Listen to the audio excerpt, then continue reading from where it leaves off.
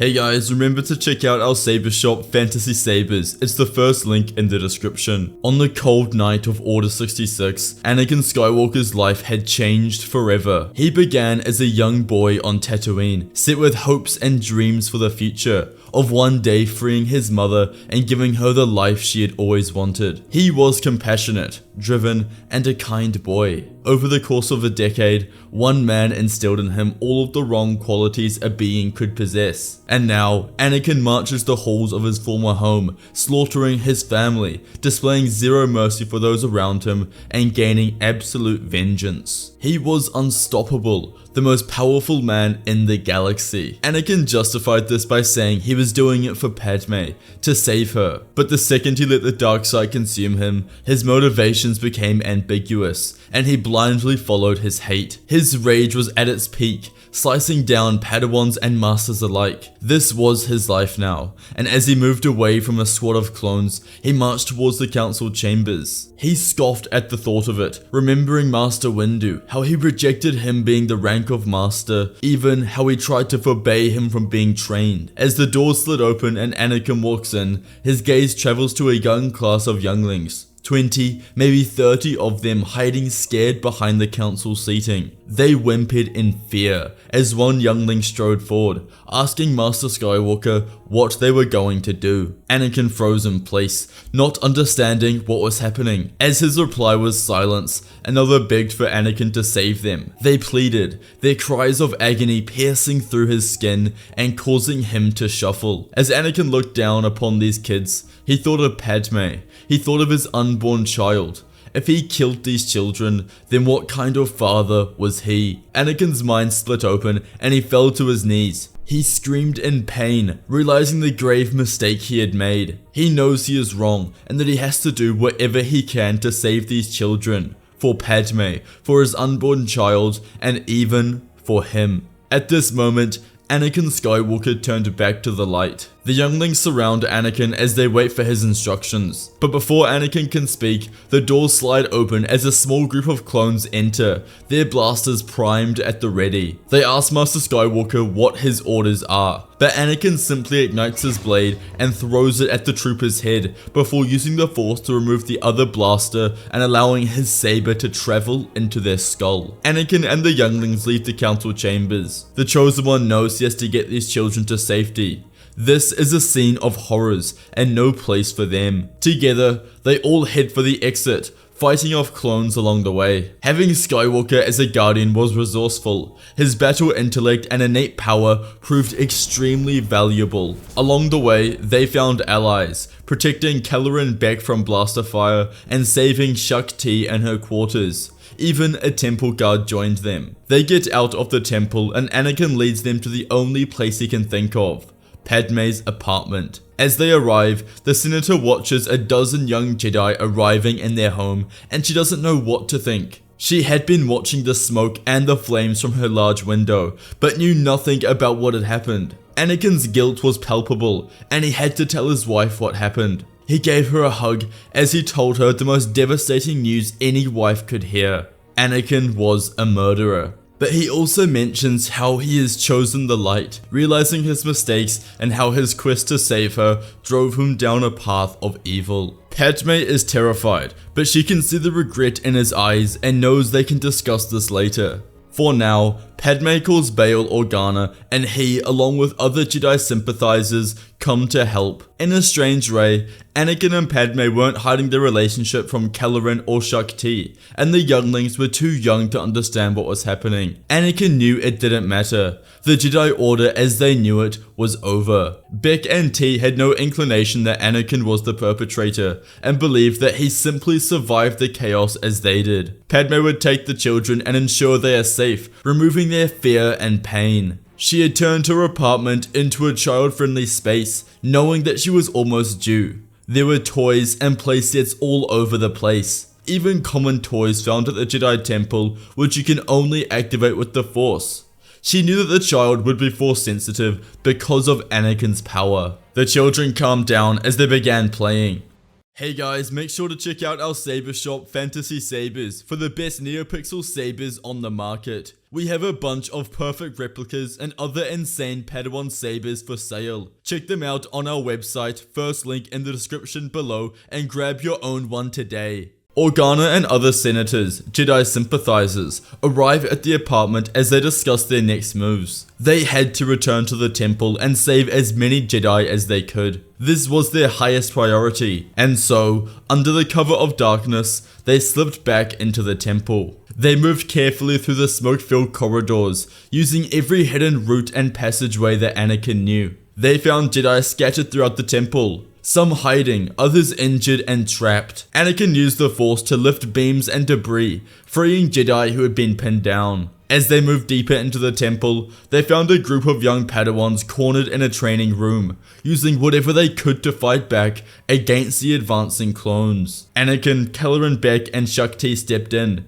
their lightsabers cutting through the clone ranks and clearing a path to safety. They rescued groups of Jedi who were cornered in meditation rooms, storage areas, and the archives, quickly leading them out of the room before more clones could arrive. In the main hall, they spotted several Jedi Knights trapped on a narrow ledge, surrounded by blaster fire from above. Anakin reached out with the Force, pulling the Jedi to safety and guiding them out. The rescue missions continued for hours, and as more Jedi joined them, their group grew stronger. With each trip back into the temple, they found and saved more of their comrades, turning the tide against the clones.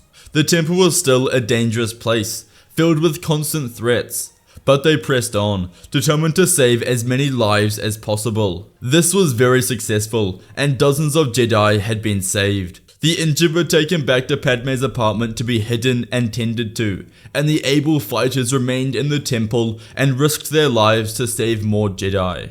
With more Jedi saved and alive, it took the clones significantly longer to defeat them, and more clones died, and less Jedi died than in the original timeline. As they reached the early hours of the morning, Obi-Wan Kenobi, Yoda, and Ahsoka Tano arrive on Coruscant after surviving Order 66 and meeting up. After Obi-Wan contacted Bail Organa and they learned of the situation, Kenobi contacted Ahsoka, knowing that she fought on Mandalore with clones and needed to know if Anakin's Padawan was okay, and they met up at the same coordinates. When Anakin learned about their return, he left the rescue mission, placing Shakti in charge as he traveled back to his apartment. The arriving Jedi knew what Anakin had done. Organa had already informed them. Similar to Padme, Yoda told Skywalker that they would deal with his future later. It isn't the main concern right now. They needed a plan. The rescues at the temple were being successful, but it was only a matter of time until Palpatine realized that he hadn't heard from Anakin, or that the clones were dying at significant rates. They needed a way to get to Palpatine. Yoda reveals that an ancient Sith shrine lays beneath the Jedi Temple. That over a millennia ago, when building the Jedi Temple, the Jedi believed that it would be wise to build this above a Sith stronghold to try and neutralize the dark side's power on Coruscant. But now the Grandmaster's thoughts had changed, that perhaps that very decision had amplified the dark side's power. The Sith grew stronger when consumed by darkness. Though the Jedi Temple, which is a beacon of light,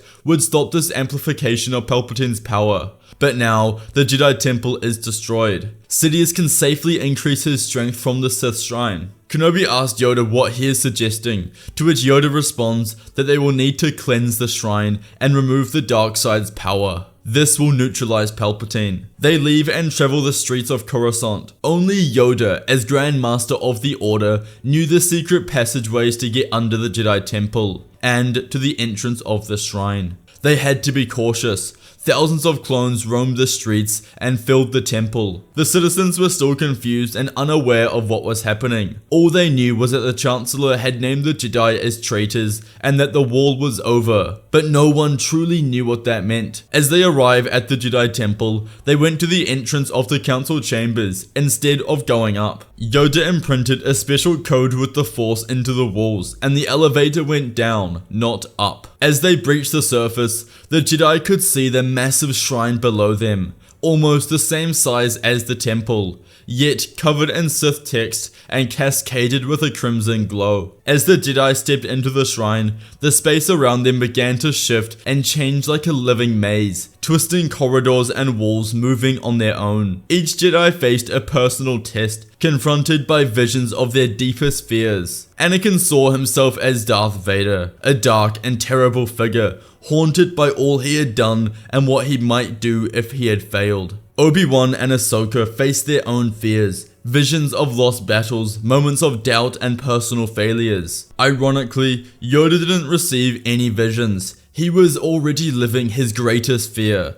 the fall of the Jedi. His greatest nightmare was the true reality. They felt the weight of the dark energy pressing down on them, urging them to give in to despair or anger. But instead of fighting the darkness with violence, the Jedi embraced it, accepting their past, their mistakes, and their flaws. As they moved through the labyrinth, they found themselves in the core of the shrine, where the dark side was strongest, swirling like a storm. The shrine began to move as ancient Sith warriors' spirits were awakened. These spectral warriors materialized from the shadows, clad in ancient armor, wielding red-bladed lightsabers that crackled with dark power. The Jedi had no choice but to engage in combat, knowing that only by defeating these manifestations could they purge the darkness from the shrine. Anakin led the charge, his lightsaber flashing with blue light as he clashed with the first wave of Sith. The warriors moved with unnatural speed and strength, forcing the Jedi to work together,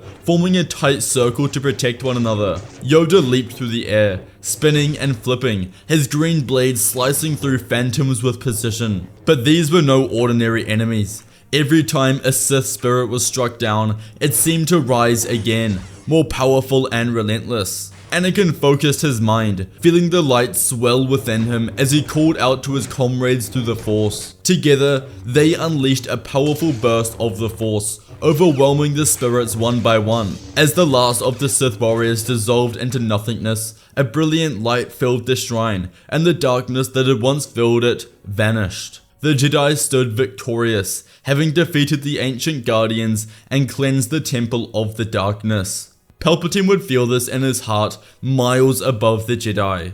He knew that something was wrong.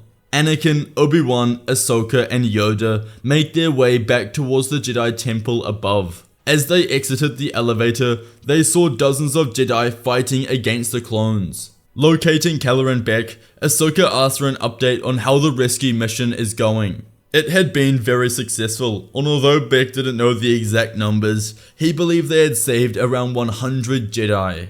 Anakin smiled. The Order hadn't been completely decimated yet. There was still hope. As Sindralic, the Battle Master, joined them amidst the chaos, he explained that their biggest issue now is the Republic turning against them. Palpatine has labeled the Jedi as traitors to the Republic, and the citizens are calling for their extermination. Anakin knew at this moment that he had to speak to the Republic, to inform them of the lies they were being told. This was the only actual way to save the Jedi. He would sacrifice his reputation and perhaps his freedom to right the wrongs he did. Anakin moves to the temple's control room, where he accesses a HoloNet projector and broadcasts to the entire galaxy. Anakin explained how Palpatine had secretly been a Sith Lord all along, using his position to manipulate both the Republic and the Separatists, engineering the war to destroy the Jedi and seize control. As he explained this to the entire Republic, Anakin stepped forward, admitting his own part in the fall of the Jedi,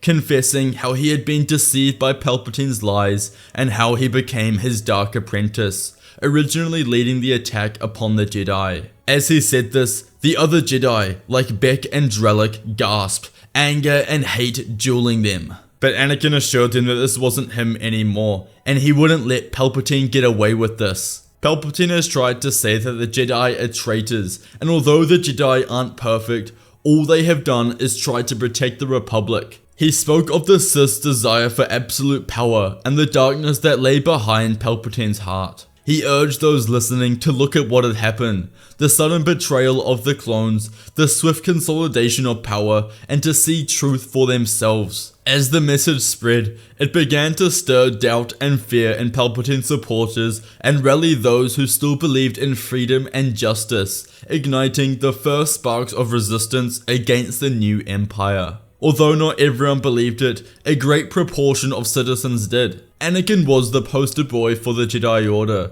the most famous and well-liked of all the Jedi. If this message had come from Windu, then perhaps it wouldn't have worked.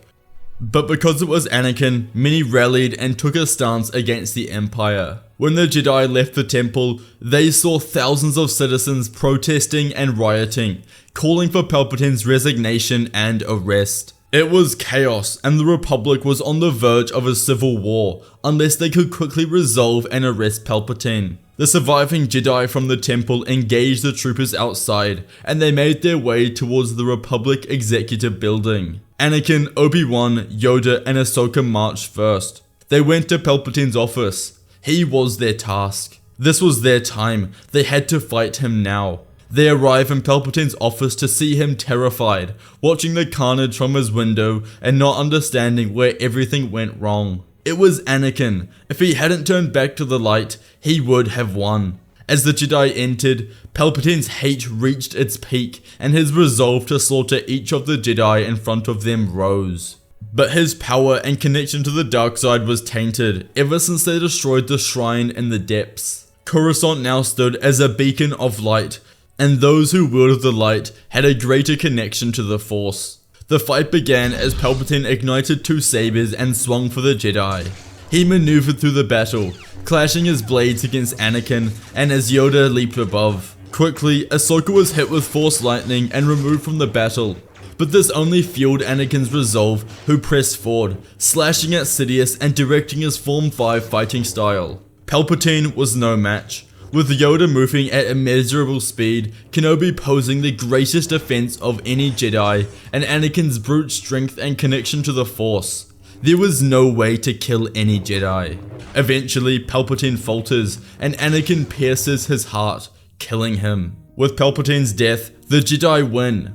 They look out the window to see the Jedi successfully revolting against the clones, and the citizens of the Republic having their back. Yoda and Organa travel to the Senate arena where they restore the Republic. With the Republic restored and the Empire defeated, the Jedi gathered in the ruins of the temple to decide what would come next. Although a controversial decision, Yoda turned to Anakin and offered him a place back in the Jedi Order, recognizing his role in their victory and believing in his potential for redemption. Anakin was pleased, but he shook his head, understanding that his journey with the Jedi was at an end, at least for now. He had committed horrors at an unprecedented scale, and he needed time away from Coruscant and the Jedi to sort out his future. He would focus his energy on being a father to his children and supporting Padme. As for the Jedi, they would begin the process of rebuilding. There were still a couple hundred Jedi after dozens returned from off-world, and the 30 younglings arrived from Padme's apartment. The Jedi would survive, and they would be able to return to their prior strength and time. Obi-Wan was appointed to be Yoda's vice and second in command, and when the Grand Master eventually passes away, Kenobi will assume the title of Grand Master of the Order. Anakin and Padme left Coruscant and returned to Naboo, where they could find peace away from the battles and politics that had shaped their lives. Ahsoka chose to follow them, wanting to stay close to her former master and his family. They traveled together, leaving the chaos of war behind and settled in the quiet fields on Naboo, where they could finally live in peace and raise their children, finding joy in the simple moments of family life. And so, they began a new chapter, finding happiness and hope in a future without conflict. Ignite your imagination with fantasy sabers. If you enjoyed today's video, you must watch What If Order 66 worked on half the clones, and What If Palpatine killed Padme. Please check out our saber shop, Fantasy Sabers, for the largest collection of replicas, Padawan sabers, and many more. The link is first in the description. Thank you all for watching, and may the Force be with you.